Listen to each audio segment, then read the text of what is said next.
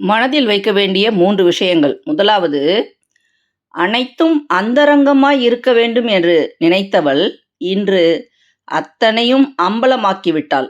இதற்கு மேல் அவளிடம் சக்தி இல்லை, விட்டால் போதும் என தப்பிக்க தயாராகிவிட்டாள். பொறுத்தால் ஏறி மிதிக்கும் மனிதர்கள் மத்தியில் இனி அவள் நசுங்கத் தயாராக இல்லை. ஆம், அவள் விவாகரத்து பெற்றுவிட்டாள். சிலருக்கு விவாகரத்து விடுதலையாக மாறிப்போகிறது. இதை படிக்கும்போது மனசு வலிக்குதுல்ல. ஒரு காலத்தில் என்னதான் சண்டையாக இருந்தாலும் இளம் வயதில் ரொம்ப அந்யோன்யமாக இருப்பாங்க, வயசான காலத்தில் சண்டை போடுவாங்க, சின்ன வயசில் சண்டை போடுவாங்க, வயசான காலத்தில் ஒத்துமையாக இருப்பாங்க. ஆனால் இன்னைக்கு பார்த்தீங்கன்னா விவாகரத்து அப்படிங்கிறது ஒரு சாதாரண விஷயமா இருக்குது.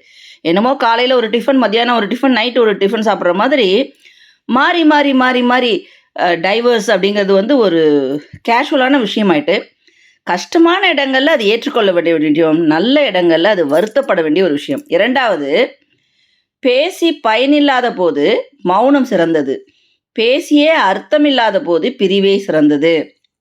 அதாவது ஒரு விஷயத்துக்கு ஒரு தீர்வு கிடைக்கணும் அப்படின்னா ஒரு பேச்சுவார்த்தை மட்டும்தான் முடியும்.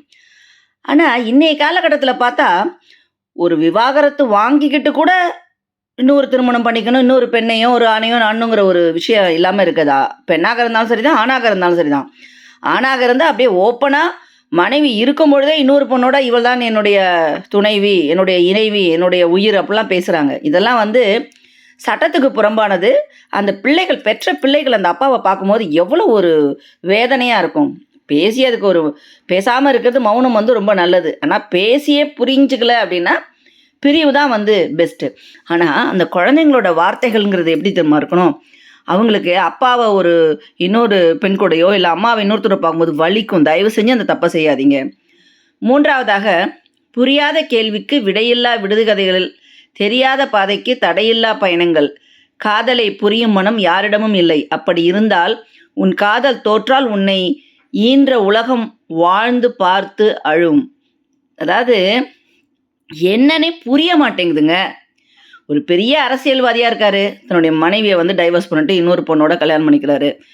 கல்யாணம் பண்ணிக்கிறது, அதாவது பிடிக்காம பிரியறதுங்கிறது ஒன்றும் தப்பான விஷயம் இல்லை. அந்த குழந்தைகளுடைய வலி இருக்குல்ல, அது வந்து வார்த்தைகளாலேயே சொல்ல முடியாது. நீங்கள் உங்களுக்கு பிடிக்கலங்கிறதுக்காக அந்த பிள்ளைகளுடைய வாழ்க்கையை வீணடிக்கிறது, வேதனைப்படுறது அப்படிங்கிறது ஏற்றுக்கொள்ளவே முடியாது. முறைப்படி நீங்கள் டைவர்ஸ் பண்ணிக்கோங்க, அதுக்கப்புறம் இன்னொரு திருமணம் பண்ணிக்கோங்க, அதில் ஒன்றும் தப்பே இல்லை. ஆனால் மனைவி உயிரோடு இருக்கும் போதே, பிள்ளைங்க இருக்கும் பொழுதே இவள் என்னுடைய மனைவி அப்படின்னு அறிமுகப்படுத்துறது, அந்த மனைவிக்கு ஒரு குழந்தைகள் கொடுக்கறது, இதெல்லாம் ஏற்றுக்கொள்ள முடியாத ஒன்று. இந்த மனமாற்றம் கட்டாயம் ஆணிடத்திலும் பெண்ணிடத்திலும்